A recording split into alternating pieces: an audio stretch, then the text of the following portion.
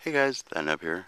We have made it to Paul's back to Eden Garden, and he's talking with some people right now, but this is his orchard, apple orchard, with all of his dwarf trees on them.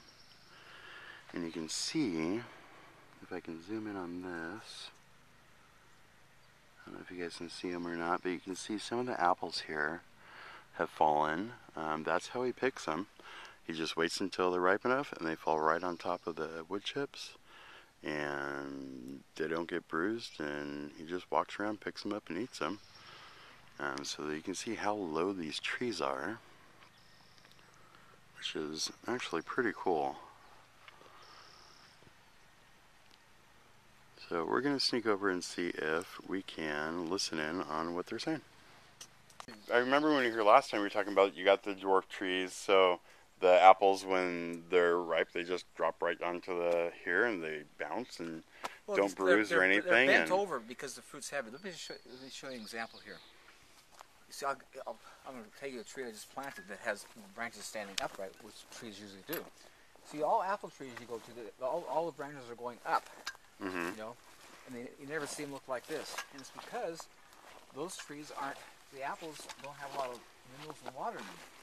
So I just want to show you, you see how this young apple tree is standing upright? Yeah. See how all the branches are going up, but you see all the apples that are on it? You can see those lower branches are starting to do the bend over look? Yeah. Because the weight, you see that's so heavy. You can see these lower branches are totally going down, you know? And so this one's going to look like the rest of these here pretty soon. You can't help it. Look at all the fruit on there. Right. I mean, that is they get a lot. big. And this, you can see that like those branches there are already starting to bend over, you know? And I just love it. It's just such a, you know, they're so full of fruit and they're so heavy, just bend everything down. Now, how old? You said you just planted this one? This is about 2 years old. Really? Let me show you one over here that I planted in April. It's got fruit on it already, which doesn't happen. What's that right there? This is kale. Now see, this is lost stomach kale I had in my garden. And say I thinned out the plants and just stuck them in here. This will be available to my neighbors all winter. And because I didn't want to throw away the plants, I just stuck them, and I just bare root them, just stuck them in the ground, and they'll thrive. I didn't water, didn't fertilize.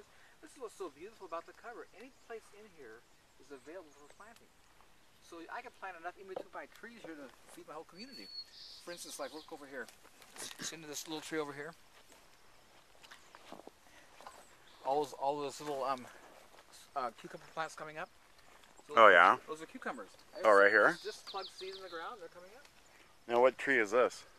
That's a Liberty apple. Oh, okay. That's what, like a year old? Yeah, planted that last year. And see all those beautiful cucumber coming up. You know, they'll just thrive there. Totally great. And see, it's just it's all available for planting. Now see over there. Last time you were here, I had so this space over here. I had garlic, and I harvested it all. Plums? I'll take it. Look at all the plums in this. Focus on the numbers. Come over here. Oh, wow. Photograph that.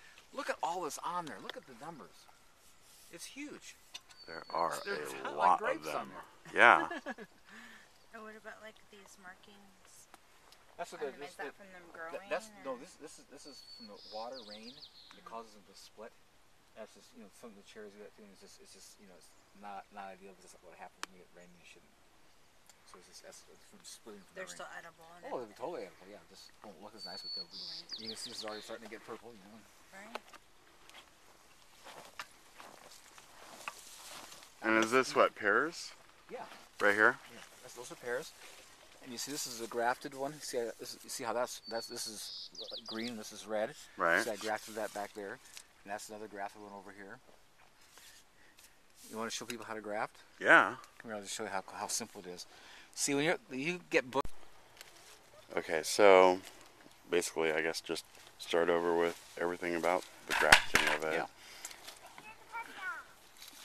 Here you see I grafted a new variety of apple onto this one, and grafting is really simple. All you need is your pruners and a roll of black tape.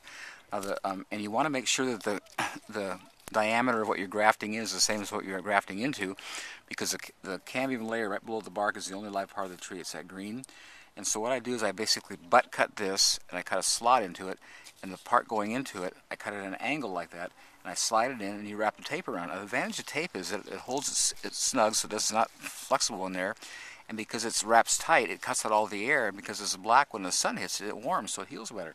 And you can see this was grafted this spring. You can see already how much it's growing, you know how healthy it is. But this is a whole other variety of what's there. And so this gives you the option of having multiple varieties in your trees, and it's quite simple. Perfect.